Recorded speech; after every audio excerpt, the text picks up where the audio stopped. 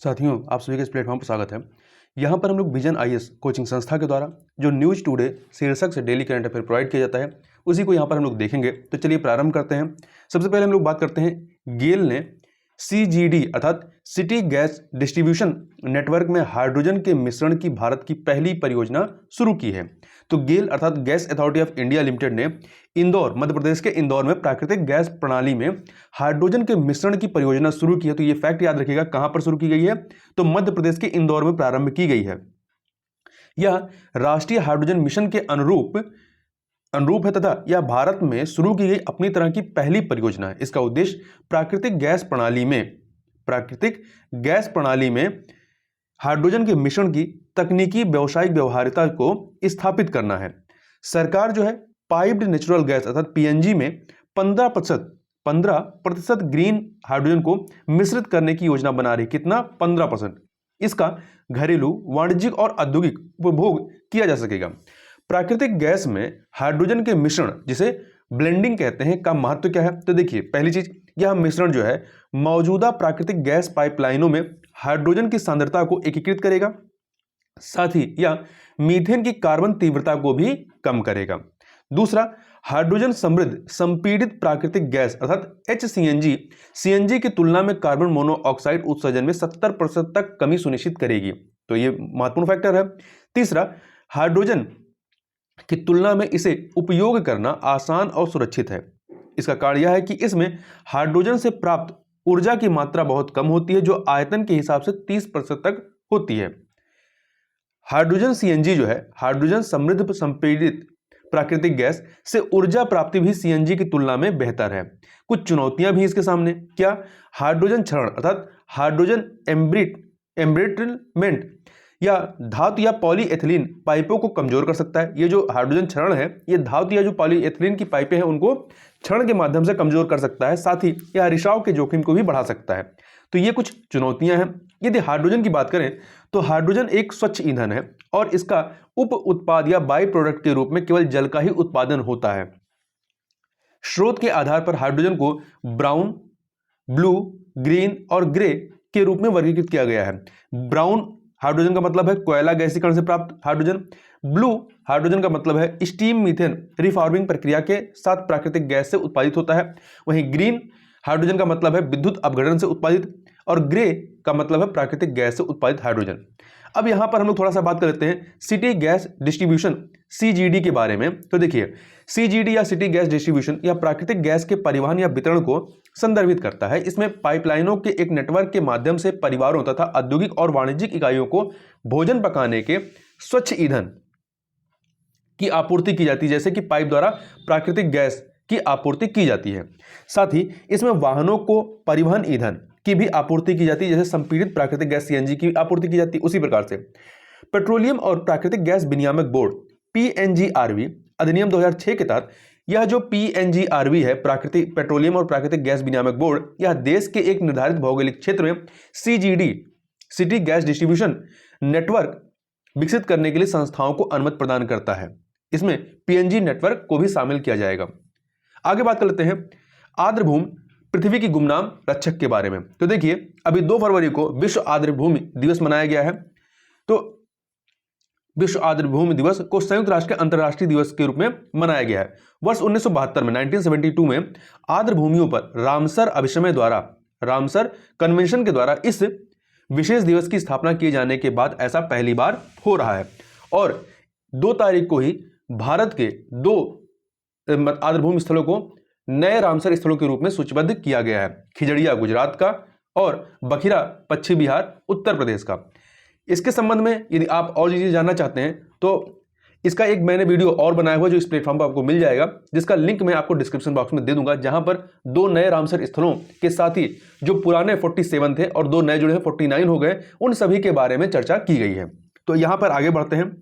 आर्द्रभूमि के बारे में बात करें तो आर्द्रभूमि को ऐसे किसी भू क्षेत्र के रूप में परिभाषित किया जाता है जो मौसमी या स्थायी रूप से जलमग्न रहता है। उदाहरण के लिए झीलें, जलभृत और दलदली भूमि, मैग्रोव, पीठभूमि, ज्वारनद मुख प्रवाल भित्तियां इत्यादि। आर्द्रभूमि के महत्व क्या है? तो इसमें देखें, आर्द्रभूमियां किसी भी अन्य पारिस्थितिक तंत्र की तुलना में अधिक कार्बन संचय करती हैं। पीठभूमियां अकेले ही विश्व के सभी वनों की दोगुनी मात्रा में कार्बन का संग्रह करती हैं। इसके अतिरिक्त आर्द्रभूमियां उभयचरों, सरीसृपों और प्रवासी पक्षियों को या की ताजे जल की 1 लाख से अधिक प्रजातियों का पर्यावास है, हैबिटेट है। आर्द्रभूमियां प्राकृतिक आघातों के अवशोषक के रूप में कार्य करती हैं। ये चरम मौसमी घटनाओं के दौरान प्राकृतिक बफर बन जाती हैं तथा ये बाढ़ को कम करती हैं और सूखे के प्रभावी होने में देरी करती हैं। ये ताजा जल उपलब्ध कराती हैं और हानिकारक अपशिष्ट जल को स्वच्छ करती हैं। इसके अतिरिक्त 6.18 करोड़ से अधिक लोगों को इस आजीविका में भोजन, मत्स्य और जल कृषि के द्वारा आजीविका प्रदान करती हैं। हालांकि 1700 के दशक में अस्तित्व में रही 85% आर्द्रभूमियां वर्ष 2000 तक विलुप्त हो चुकी हैं। इसका रीजन क्या रहा है?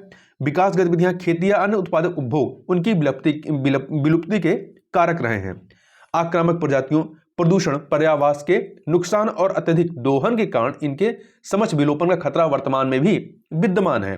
यहां पे ध्यान रखिएगा कि जो रामसर अभिसमय हुआ ये 1972 में आता है और 1975 में इसको अपनाया गया था। भारत ने इसको जो अपनाया था 1982 में। तो आर्द्रभूमियों के लिए जो वैश्विक पहले हैं, यदि उनकी बात करें तो रामसर अभिसमय को वर्ष 1971 में अपनाया गया था। आगे देखते हैं।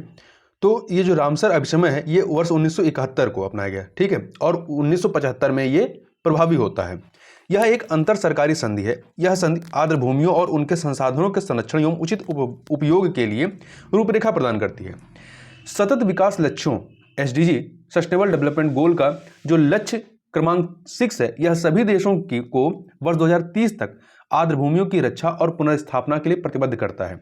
इसके अतिरिक्त आर्द्रभूमियों का संरक्षण संयुक्त राष्ट्र पर्यावरण कार्यक्रम UNEP की प्राथमिकता है। साथ ही पारिस्थितिकी तंत्र पुनर्स्थापना पर संयुक्त राष्ट्र दशक 2021 से 2030 में भी इस पर विशेष बल दिया गया है।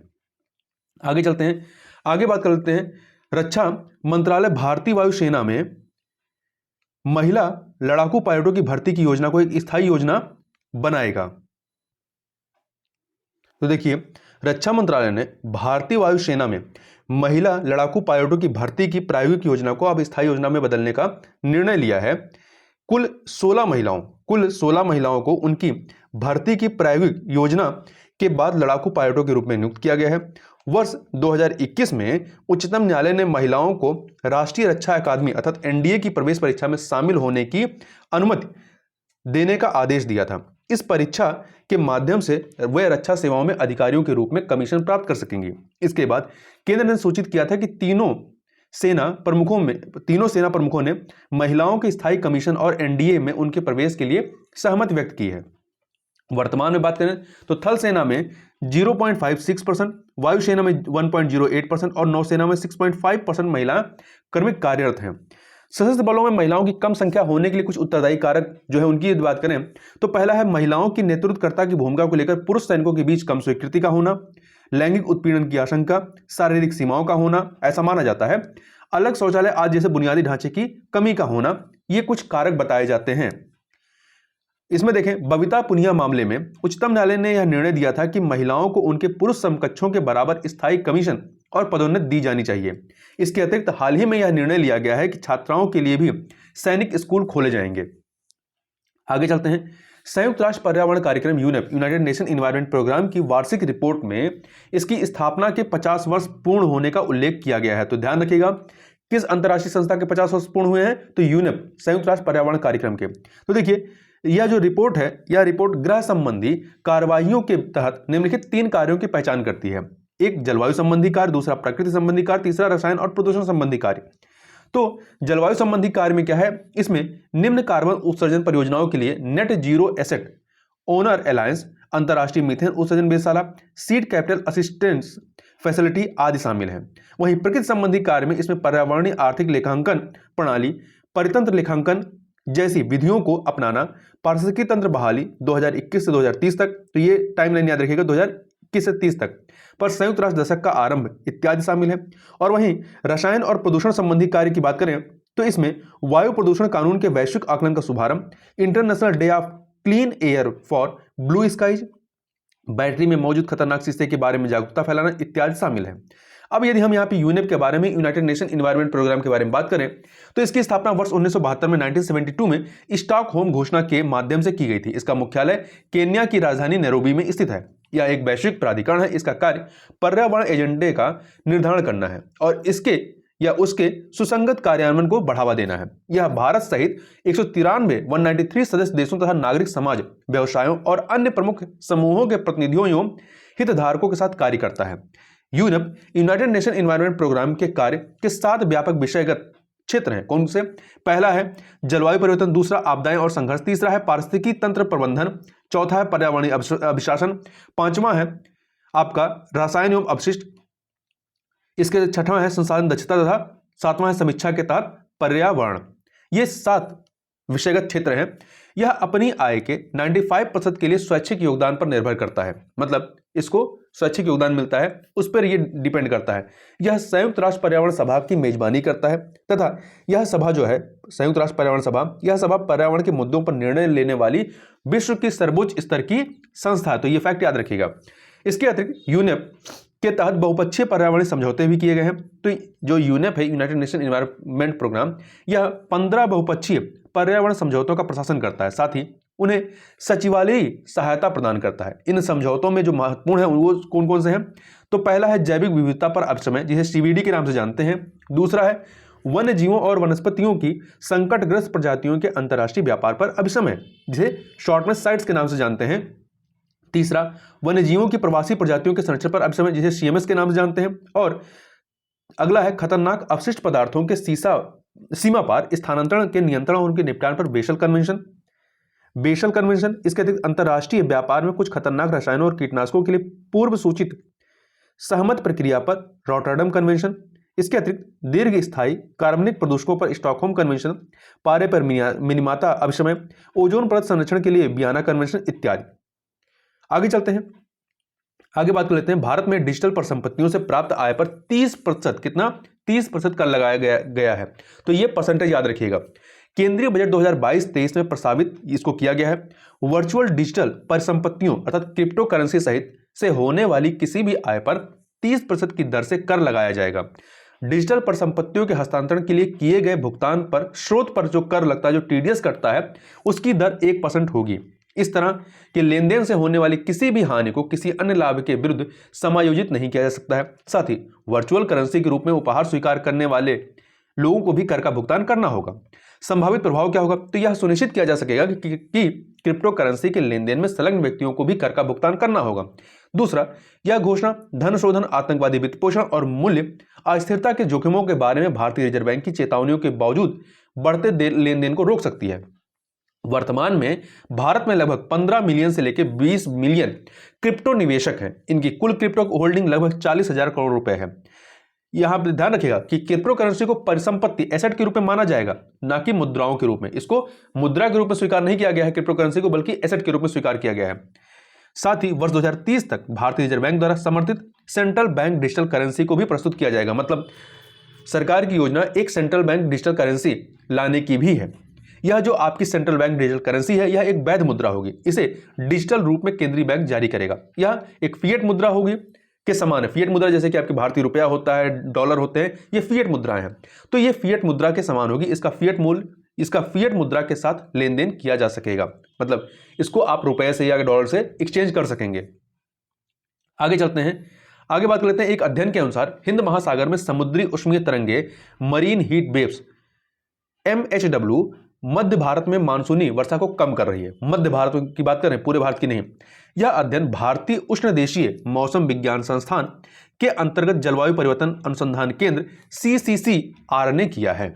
इसके मुख्य निष्कर्षों की बात करें तो वर्ष 1982 से लेकर के वर्ष 2018 के दौरान पश्चिमी हिंद महासागर क्षेत्र में समुद्री उष्मीय तरंगे प्रति दशक 1.5 घटनाएं में सर्वाधिक वृद्धि हुई है। इसके बाद बंगाल की खाड़ी प्रति दशक 0.5 घटनाएं के उत्तरी हिस्से में यह बढ़ोतरी हुई है। हिंद महासागर में समुद्री उष्मीय तरंगों की वृद्धि के फलस्वरूप क्या होगा? पहला, मध्य भारत में मानसूनी वर्षा में गिरावट हो रही है। दूसरी, दक्षिणी प्रायद्वीपीय क्षेत्र में मानसूनी वर्षा में वृद्धि हो रही है। दोनों फैक्ट है। मध्य भारत में गिरावट होगी मानसूनी वर्षा में, और वहीं दक्षिणी प्रायद्वीपीय क्षेत्र में मानसूनी वर्षा में वृद्धि हो रही है।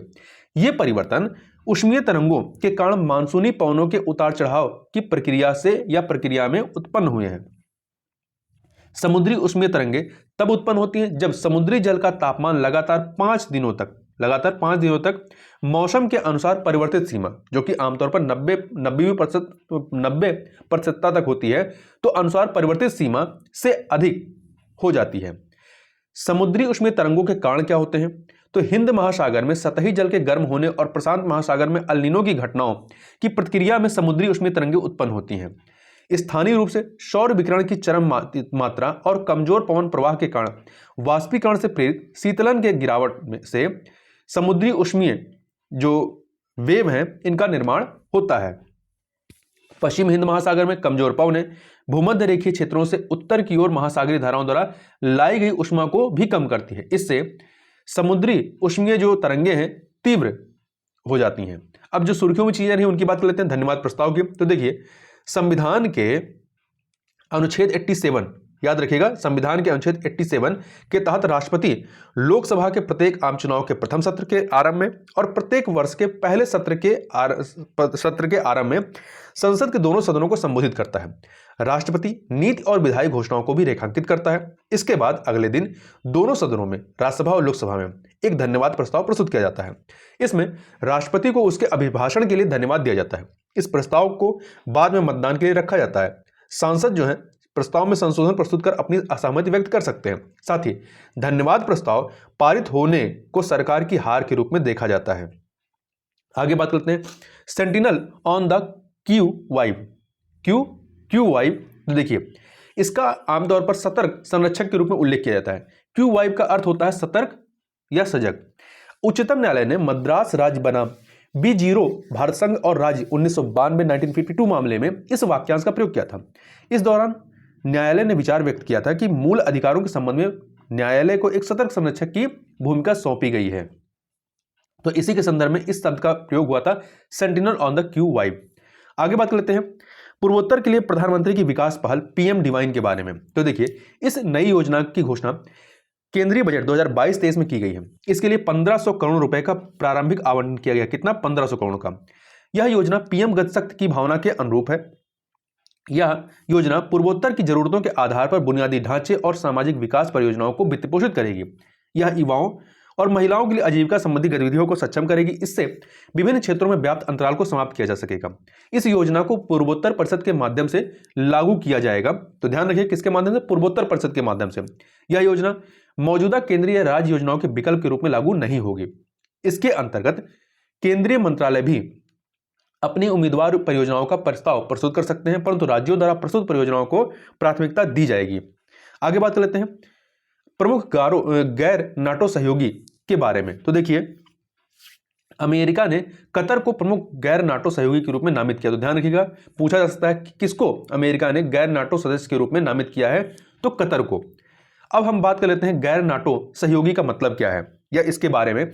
तो गैर नाटो सहयोगी के रूप में नामित अन्य जो नामित राष्ट्र है वो अन्य सुविधाओं के अतिरिक्त अपने राज्य क्षेत्र में अमेरिकी युद्ध आरक्षित भंडार का रखरखाव करने के पात्र होते हैं। दूसरा, गैर नाटो जो सहयोगी हैं इनका दर्जा नामित देश को सैन्य और आर्थिक विशेषाधिकार प्रदान करता है, परंतु यह किसी भी प्रकार की सुरक्षा प्रतिबद्धताओं को शामिल नहीं करता है।